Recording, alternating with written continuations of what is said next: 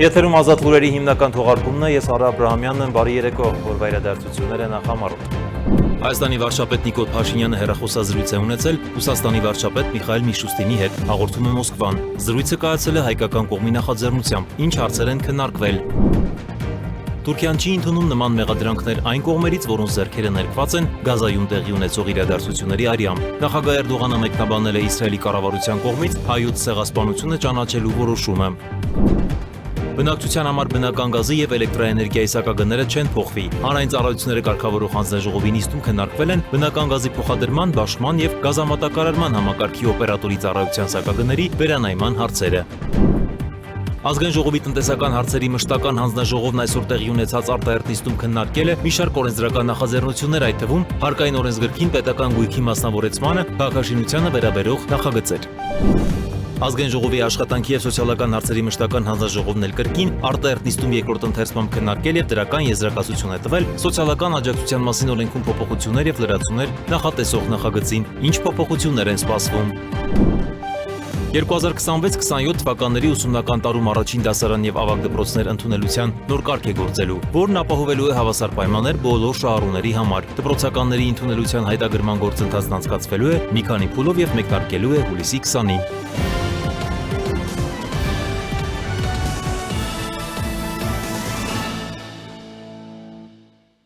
Հայաստանի Հանրապետության վարչապետ Նիկոլ Փաշինյանը հեռախոսազրույց է ունեցել Ռուսաստանի Դաշնության վարչապետ Միխայիլ Միշուստինի հետ, հաղորդում է Մոսկվան, հավելելով, որ զրույցը կայացել է հայկական կողմի նախաձեռնությամբ։ Ռուսաստանի Դաշնության կառավարությունից էլ հայտնել են, որ քննարկվել են ռուս-հայաստանյան գործակցությունը առևտրատնտեսական, գիտական, տեխնոլոգիական, մշակութային եւ հումանիտար ոլորտներում։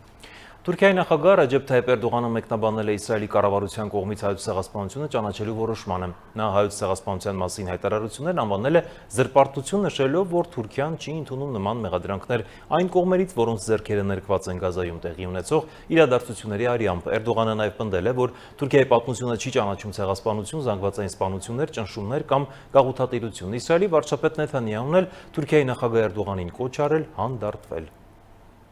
Այլ թեմաներ, ընտրությունների արդյունքների գործով Սահմանադրական դատարանի քննությունը ավարտվել է, դատարանը գնացել է խորհրդակցական սենյակ, Արդարադատության բարձրագույն մարմնի նախագահ Արման Դիլանյանը հիշեցրել է, որ գործով որոշումը կհրապարակվի հուլիսի 4-ին մինչև օրվա վերջ։ Նա նշել է, որ որոշման հրապարակման մասին, ժամի մասին քաղաքական ուժերին կտեղեկացնեն ավելի ուշ։ Բնակչության համար բնական գազի եւ էլեկտրաէներգիայի սակագները չեն փոխվի, հանրային ծառայությունները կարգավորող հանձնաժողովի նիստում քննարկվել են բնական գազի փոխադրման, բաշխման եւ գազամատակարարման համակարգի օպերատորի ծառայության սակագների վերանայման հարցերը։ Հանձնաժողովում ընդգծել են, վերահաշվարկները կատարվել են իրենց նախաձեռնությամբ, սակայն վերջնական սպառողների, այդ թվում բնակչության համար սակագնային փոփոխություն չի նախատեսվում։ Հանրային ծառայությունները կարգավորող հանձնաժողովում քննարկվել է բնական գազի սակագնային շղթայի վերանայման փաթեթը։ Սակագնային քաղաքականության վարչության պետ Աշոտ Ուլիխանյանի խոսքով գործընթացը սկսվել է մայիսի 25-ից։ Հաշվարկներում հաշվի են առնվել գազի ջերմատարության փաստացի ցուցանիշը, դոլարի փոխարժեքը, սպառման կանխատեսվող ծավալը, նորոգման եւ նյութական ծախսերը, նաեւ գազամատակարարման համակարգում կատարված ներդրումները։ Ըստ ներկայացված տվյալների, դոլարի փոխարժեքը գործող 400 դրամի փոխարեն հաշվարկվել է 382 դրամ 55 լումայով, իսկ սպառման ծավալը 2.26 միլիարդ խորանարդ մետր։ Հաշվի են առնվել նաև շուրջ 18.6 միլիարդ դրամի ներդրումները։ Նպատակ ունենալով չեզոքացնել էլեկտրաէներգետիկական համակարգում որոշ գործոնների բացասական ազդեցությունը, մասնավորապես ատոմային էլեկտրականի սակագնում ներառված վարկային պարտավորությունների հետաձգումը ամբողջ ծավալով հնարավոր լինելու իրականացնել 30 մեգավատ եւ ավելի տեղակայված հզորությամբ ջրերին սահմանված չափականակի շրջանակում վաճառվող բնական գազի սակագինը նախատեսվել է 91.15 ԱՄՆ դոլարի համարժեք դրամ 1000 խորանարդ մետրի հաշվարկով։ Բնական գազի մյուս բոլոր սպառողների, այդ թվում բնակչության համար սակագները մնում են անփոփոխ։ Փոփոխություններ են նախատեսվում համակարգի ներսում գործող որոշ սակագների վրա։ Բնական գազի փոխադրման սակագինն առաջարկվում է նվազեցնել սահմանելով 8087 դրամ 223 լումա 1000 խորանարդ մետրի համար։ Վերանայվել են նաև էլեկտրաէներգետիկ համակարգի որոշ արտադրող կայանների սակագներ եւ չափականակներ, սակայն սպառողների համար էլեկտրաէներգիայի սակագինը չի փոփոխվում։ Հանրային ծառայությունը կարգավորող հանձնաժողովի նախագահ Մեսրոպ Մեսրոպյանի խոսքով այս վերանայումը կատարվել է ոչ թե ընկերությունների հայտով, այլ հանձնաժողովի նախաձեռնությամբ։ Նա նաև նշել է, որ մինչև տարեվերջ սահմանի վրա գազի գնի բարձրացում չի կարող լինել։ Գործնականում Այսօրվա մեր որոշմամբ մինչև տարվա վերջ, մինչև դեկտեմբերի 31 մենք այդ հարցը փակեցինք, իսկ արդեն հունվարի 1-ից սկսած, այո, Գազպրոմ Արմենիան կարող է նման նախաձեռնությամբ հանդես գալ եւ եթե օբյեկտիվ լինեն պատճառները եւ իսկապես այնպիսի խնդիրներ լինեն, որ պետք է սակագին վերանայվի, ամեն դեպքում մենք կվերանայենք եւ որոշումը կախված կլինի հայցում ներկայացված պահանջներից կամ առաջարկներից։ Մեսրոպյանը պարզաբանել է նաեւ, որ սահմանի վրա գազի գնի եւ բնակիչներին հասնող սակագնի տարբերությունը պայմանավորված է ավելացրած արժեքի հարկով, շահագործման եւ պահպանման ծախսերով, մաշվածությամբ, աշխատավարձերով, տեխնիկական կորուստներով եւ ընկերության մարժայով։ Մեսրոպյանի խոսքով հաշվարկների արդյունքում Գազպրոմ Արմենիայի մարժան կազմում է մոտ $53։ Նա նշել է, որ ցածր ճնշման ցանցում գազ օգտագործողների համար բաշխման եւ սպասարկման ծախսերն ավելի բարձր են, ինչի հետևանքով կենցաղային սպառողի սակագինը ձևավորվում է այլ տրամաբանությամբ, քան սահմանային գինը։ Այդպես կարող են զարմանալ մարդիկ, որոնք որ չեն տիրապետում սակագների հաշվարկի մեթոդիկային եւ դա բնական է, բայց երբ որ հիմա ներկայացրեցի թվերը, արդեն պարզ դարձավ, չէ՞, $174 եւ $375 ամենաբարձր սակագինն է սովորական կենցաղային սպառողի համար զուտ նույն պատճառով, որովհետեւ ամենացածր ճնշման մակարդակի վրա գազ օգտագործողների համար եւ ծախսերը եւ բաշխման ծախսերը, ոնց որ էլեկտրաէներգիայի դեպքում է լարման մակարդակից կախված ամենաթանկ սակագինն է ստացվում։ Հանձնաժողովում ընդգծել են, որ գազի համակարգում ձևավորված հաշվարկային արդյունքները նաև թույլ են տալիս չեզոքացնել էլեկտրաէներգետիկ համակարգի հնարավոր բացասական ազդեցությունը եւ մինչեւ տարեվերջ պահպանել սպառողների համար գործող սակագները։ Սոնա Գիշյան, Արմեն Բոյաջյան, Free News, Ազատ լուրեր։ Ազգային ժողովի տնտեսական հարցերի մշտական հանձնաժողովը այսօր տեղի ունեցած արտահերթ նիստում երկրորդ ընթերցմամբ քննարկել է մի շարք օրենսդրական նախաձեռնություններ եւ դրանց տվել դրական եզրակացություններ։ Օրակարգում եղել են հարկային օրենսգրքին պետական գույքի մասնավորեցմանը, խաղային գործունեության կարգավորմանը, սննդամթերքի անվտանգությանը, հավատարմագրմանը, գնումների համակարգի նաեւ գույքի նկատմամբ իրավունքների պետական գրանցման եւ քաղաքաշինությանը վերաբերող նախագծեր։ Նախաձեռնությունները կքննարկվեն ազգային ժողովի հուլիսի 2-ի գումարվող արտահերթ նստաշրջանում։ Ներկայացնում եմ նախագիծ, որի կարգավորման բուն առարկան վերաբերում է կադաստրային քարտեզներում տեղ գտած սխալների, անճշտությունների, ուղղման մեխանիզմների լավարկմանը։ Եթե այսպես փորձեմ բովանդակային ներկայացնեմ մեկ նախադասությամբ, թե ինչի մասին է նախագիծը նրա մասին է, որ պետությունը փորձում է վերցնել քաղաքացու փոխարեն այն վարչարական մեծ բեռը, որը այսօր արկա է այն դեպքերի համար, երբ քաղաքացին ունի խնդիր կապված կադաստրային քարտեզների սխալի հետ եւ ցանկանում է դիմել պետական մարմին, որպեսզի կատարի այդ ուղումները։ Նշեմ, որ այս ոլորտում մենք ունենք նաեւ բավականին զարգացած դատական պրակտիկա, ունենք անգամ վճռաբեկ դատանի նախադեպային որոշում, որը ըստ էության ամրագրում է, որ նմանատիպ դեպքերի համար պետությունը պետք է կրի պոզիտիվ պարտականություն կանգնելու իր քաղաքացու կողքին օրենքով սահմանված կարգով եւ այն նպատակի համար, որը որ իրականում նախատեսվում է, ամրագրվում է թե դատական պրակտիկայում եւ թե նախագծում։ Ազգային ժողովի աշխատանքի եւ սոցիալական հարցերի մշտական հանձնաժողովն կրկին արտահերթ նիստում երկրորդ ընթերցմամբ քննարկել եւ դրական եզրակացություն է տվել սոցիալական աջակցության մասին օրենքում փոփոխություններ եւ լրացումներ նախատեսող նախագծին։ Փոփոխություններով սահմանվում են անօթևանի եւ բնակության վայր չունեցող անձի վերաբերյալ կարգավորումներ, վերանայվում է խնամքի ծառայությունների համակարգը, ներդրվում է անկախ կյանքի հմտությունների կենտրոնի գաղափարը, նաեւ սոցիալական սատարողների հավաստագրման կարգը։ Սահմանել էինք անօթևան հասկացությունը, նաև խնամքի հոդվածն ենք ամբողջությամբ փոփոխել, նոր ծառայություն ենք ներկայացրել, դա անկախ կյանքի հմտությունների այդ կենտրոնը եւ սոցիալական սատարողներին ենք նաև սահմանել եւ նրանց համար հավաստագրման կարգ, դրանք դայակներն են, որոնք տարբերվում են սոցիալական սատարողներից եւ սոցիալական աշխատողներից, սրանք սոցիալական սպասարկողներն են։ Նաև ունենք որոշ փոփոխություններ, որ կապված էր մեր անապահովության գնահատման նոր համակարգի հետ։ Հիմնականում այս բովանդակային փոփոխություններն էին, առաջինից երկրորդ ընթերցում նաև ստացել ենք կառավարությունից որոշակի դիտարկումներ, Դրանք տեխնիկական են, չեմ ուզենա բարձրաձայնեմ, քանի որ ուղղակի բառի արտահայտության փոփոխություններն են, բայց մեկ ուզում եմ բարձրաձայնեմ, դա սոցիալական աջակցության մասին օրենքով սահմանված 4 սոցիալական ծառայություններում ունենք նաև սննդի կազմակերպման ծառայություն եւ դրա չափորոշիչները պետք է սահմանվեն, բայց մենք հետագայում ենթաօրենսդրական ակտերը մշակելիս հասկացանք, որ սննդի կազմակերպման համար բավականին չափորոշիչներ առկա են արդեն Հայաստանի Հանրապետության օրենսդրության մեջ եւ կարիք չկա ինչ-որ նոր ակտ մշակելու, դրանք բավականին մանրամասն ձևակերպված են եւ առկա են։ Այդ առումով առաջարկում ենք, որ այս ենթաօրենսդրական ակտի տեսակը հանենք, այլ առաջարկներ չկան։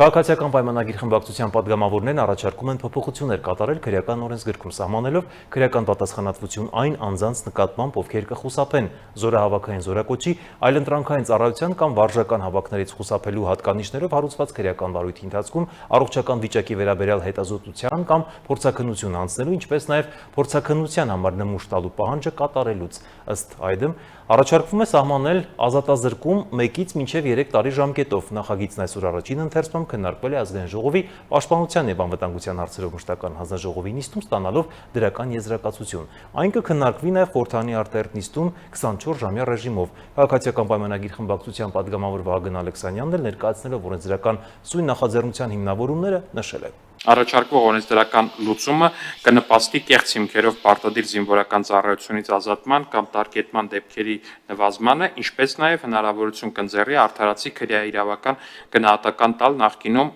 այդպիսի կեղծ հիմքերով զինվորական ծառայություն չանցած անձանց գործողություններին։ Հարգելի գործընկերներ, եթե այս իրավական բառամթերքից դուրս գանք, ապա մեր իրականությունը հետևյալն է, լինում են դեպքեր, երբ որ մարդիկ կեղծ փաստաթղթերով ազատվում են զինվորական ծառայությունից։ Ու ենթադրենք իրավապահ մարմինները ստանում են օպերատիվ տեղեկատվություն այդ մասին, որ այսինչ մարդը կեղծ թղթերով ազատվել է զինվորական ծառայությունից։ Վարույթ են հարուցում, ասում են դե արի փորձաքննություն անցի, մեր տեսնենք, այս դու որ գրել ես, որ այսինչ հիվանդություն ունես, նման տեղեկանք ունես, դու ունես այդ հիվանդությունը, թե չէ, չգիտեմ, մի հատ MRT անցի օրինակ։ Վարույթով անցնող մեր հարգելի զորակոչից խուսափած քաղաքացին ասում է, չեմ անցնում։ Եվ այս պահի դրությամբ մեր իրավապահ համակարգը ոչ մի գործիք չունի, որպեսզի նրան հարկադրի, որ գնա ու անցի այդ հետազոտությունը, ասում է, չեմ անցնում եւ վերջ։ Սա անբնական, աննորմալ իրավիճակ է, որի հաղթահարմանը եւ միտված է այս օրենքի նախագիծը։ 2026-27 թվականների ուսումնական տարում առաջին դասարան եւ ավագ դպրոցներ ընդունելության նոր կարգ է գործելու, որն ապահովելու է հավասար պայմաններ բոլոր շահառուների համար։ Դպրոցականների ընդունելության հայտագրման գործընթացն անցկացվելու է մի քանի փուլով եւ մեկնարկելու է հուլիսի 20-ին։ Այս մասին հայտնել է ԿԳՄՍ նախարարության կրթական տեխնոլոգիաների ազգային կենտրոնի տնօրենը։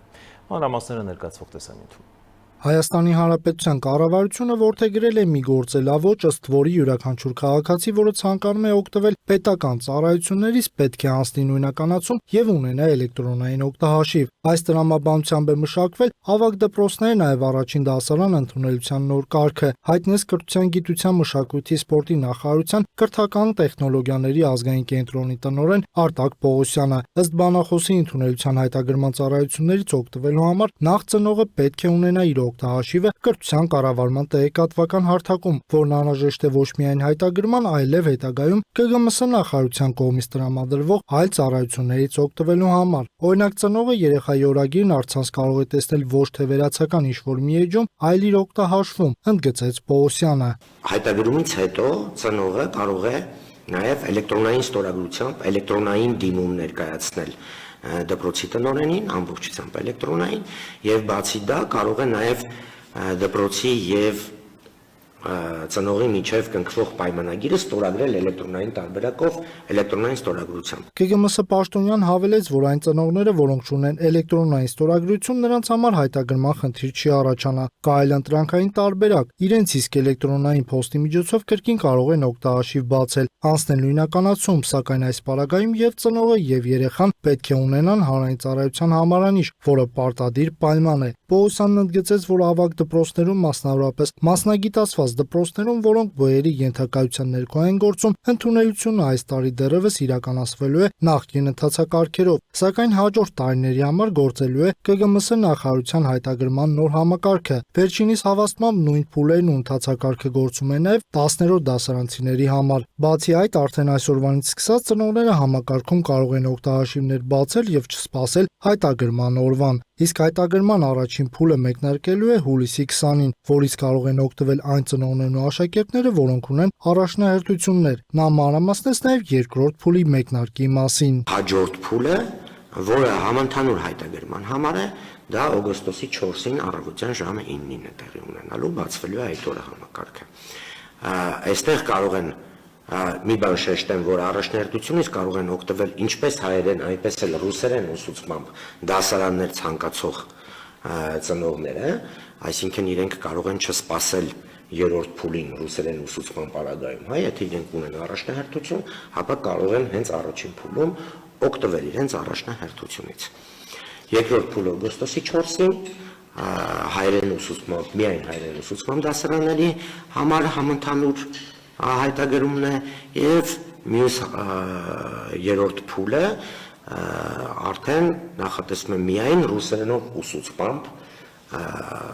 այլ երկրի քաղաքացիների կամ օտարազգիների երեխաների հայտագրման համար ռուսերեն դասարաններ։ Արտակ Պողոսյանը նշեց, որ չնայած հնչող դժգոհություններին, որոնք հիմնականում վերաբերում են տեխնիկական խնդիրներին, թվայնացումը եւ հայտագրման նոր համակարգի ներդրումը հնարավորություն է տալիս ի հայտ բերելու ոլորտում կուտակված զանազան խնդիրներ, եւ որ ամենակարևորը բոլոր շահառուների, այս դեպքում աշակերտների համար ապահովում է հավասար պայմաններ եւ կոռուպցիա կամ առավել եւս խնամի ծանոթ բարեկամ հասկացողությունը այս պարագայում չի գործելու։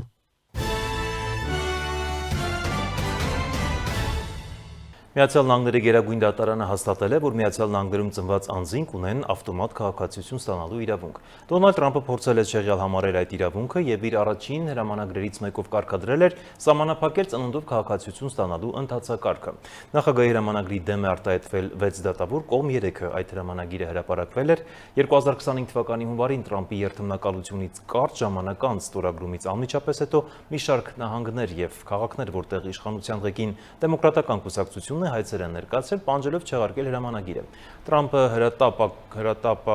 հրապարակավ քննադատել է իր դիրքորոշմանը դեմ քվեարկած դատավորներին նրանց անվանելով հիմարներ։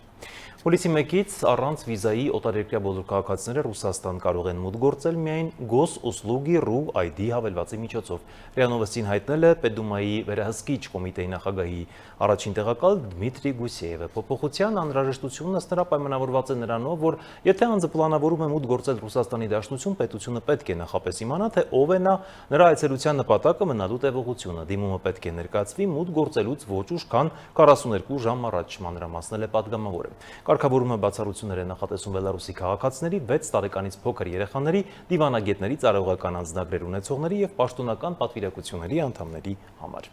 Ռուսաստանը սկսել է բենզինի ծովային ներկրումը Հնդկաստանից ներքին շուկայում վառելիքի պակասուրդը մեղմելու համար, որն առաջացրել է էներգետիկ ենթակառուցվածքներին անօդաչու թռչող սարքերի հարվածների հետևանքով։ Գործակալության զրուցակիցներից մեկի խոսքով Հնդկաստանից Ռուսաստան է ուղարկվել առնվազն 60,000 տոննա ավտոբենզին։ Մեկ այլ աղբյուր նշել է, որ Մոսկվան պլանավորում է ամսական 400,000 տոննա բենզին ներկրել տարբեր երկրներից, ներառյալ Հարևան Բելարուսից, որն արդեն իսկ վառելիք է ուղարկում ՌԴ շուկա։ Միջազգային նորությունները տեսաշարով։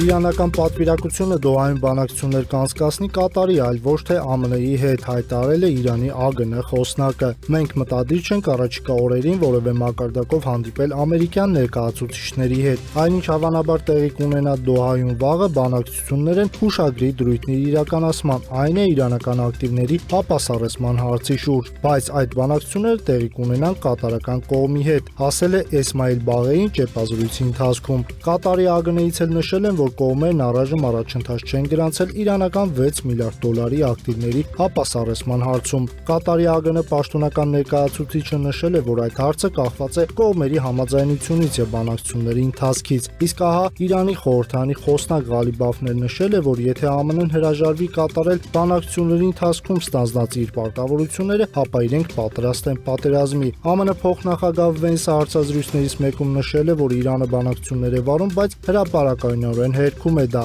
Զարմանալին եւ նյարդայնացնողն այն է, որ նրանք ասում են ոչ, այս պահին խաղաղության բանակցություններ չեն ընթանում, բայց միևնույն ժամանակ ԱՄՆ-ի եւ Իրանի միջև ընթանում են տեխնիկական բանակցություններ խաղաղության համաձայնագրի շուրջ։ Սա Իրանի բանակցային մարտավարությունն է, որ ես պարզապես չեմ հասկանում, հայտարարել է վերջինս։ Պատերազմը երբեք չի ավարտվում, ցանկանում եք ապրել, պետք է շատ ուժեղ լինեք։ Իսրայելն ուժեղ է, քան երբևէ։ Այս մասին էլ հայտարարել է Նեթանյահուն։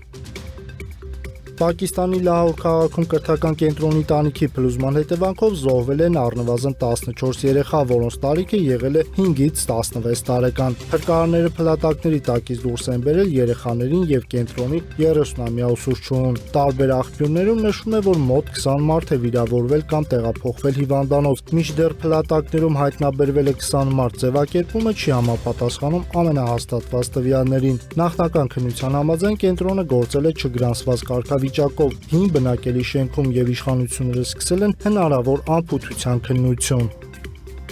Հուլիսի 1-ի գիշերը Ուկրաինան անօդաչու թռչող սարքերով հարվածել է Ռուսաստանի Պենզայի մարզին։ Հարձակման հիմնական թիրախը եղել է ռազմարդյունաբերական նշանակության օբյեկտ։ Ռուսաստանի իշխանությունների տվյալներով Պենզայի մարզում անօդաչու թռչող սարքերի հարձակման հետևանքով արդյունաբերական ձեռնարկությունում հրդեհ է բռնկվել։ Մարզպետ Օլեգ Մելինչենկոն հայտնել է, որ նախնական տվյալներով զոհեր եւ տուժածներ չկան։ Ուկրաինական աղբյուրների համաձայն թիրախը եղել է պետական կրողակների արտադրության գործարանը, որն արտադրում է բաղադրիչներ ռազմական տեխնիկայի եւ պաշտպանական արդյունաբերության համար։ Ուկրաինական կողմը պնդում է, որ այդ ձեռնարկությունը ներգրաված է Ռուսաստանի ռազմական բանտակարարման շղթայում։ Պենսիլվանիայում վտանգավոր նյութեր տեղափոխող բեռնատար գնացքը դուրս է եկել ռելսերից։ Պենսիլվանիայում տեղի ունեցած բեռնատար գնացքի ռելսերից դուրս գալու դեպքը համարվում է վտանգավոր նյութերի հնարավոր արտահոսքի պատճառով բարձր ռիսկային միջադեպ, սակայն վերջին տվյալներով թունավոր արտահոսք չի արձանագրվել։ Դեպքը տեղի է ունեցել հունիսի 30-ին ԱՄՆ-ի Պենսիլվանիա նահանգի Բենսեյլեն բնակավայրում CSX բեռնատար գնացքի մասնակցությամբ։ Գնացքի 72 վագոններից 16-ը դուրս են եկել ռելսերից։ Դրանցից մի քանիսը տեղափոխում էին վտանգավոր քիմիական նյութեր, ինչը սկզբում լուրջ մտահոգություն էր առաջացրել։ Տեղի իշխանությունները նախազգուշական նպատակով բնակիչներին հրահանգել են մնալ տներում, փակել դռներն ու պատուհանները, անջատել օդափոխության համակարգերը եւ չմոտենալ վթարի վայրին։ Վենեսուելայում երկրաշարժից 6 օր անց փրկարարները փլատակների տակից ողջ են դուրս բերել 3-ամյա Կլեյբեր Մորանին։ Նրա փրկությունը դարձել է աղետի ամենահուզիչ պատմություններից մեկը։ Երեխան հայտնաբերվել է Լագուարիա նահանգում փլուզված բնակելի շենքի ավերակների տակ, որտեղ նա մնացել էր մոտ 6 օր։ Փրկարարական գործողությունն իրականացրել է Հորդանանի միջազգային որոնողափրկարարական խումբը։ Երեխային դուրս բերելու համար պահանջվել է շուրջ 3 ժամ բարդ պայմանների պատճառով։ Փրկվելուց անմիջապես հետո նրան տեղում ցուցաբերվել է առաջին բուժօգնություն, այնուհետև տեղափոխվել է Կարակասի հիվանդանոց հետազոտության եւ բուժման համար։ Բժիշկների տվյալներով երեխան կենդանի է եւ գտնվում է բժիշկների հսկողության տակ։ Ըստ եղանակի միջազգային կանխատեսումների Եվրոպական կենտրոնի անսամբլային կանխատեսման հուլիսի 6-ից 13-ը Եվրոպայի վրա կրկին կձևավորվի արգելափակող անտիցիկլոն, որը կհանգեցնի շոգ եղանակի նոր ալիքի։ Դրական ջերմաստիճանային անոմալիայի կենտրոնը կրկին կգտնվի Ֆրանսիայի վրա, որտեղ օդի ջերմաստիճանը կլիմայական նորման կգերազանցի 6-ից 10 աստիճանով։ Ներկայիս հաշվարկներով մթնոլորտային շրջանառության այս սխեման կպահպանվի նաև հուլիսի 2-րդ տասնօրյակում։ Այսքան այժմի համար կհանդիպենք։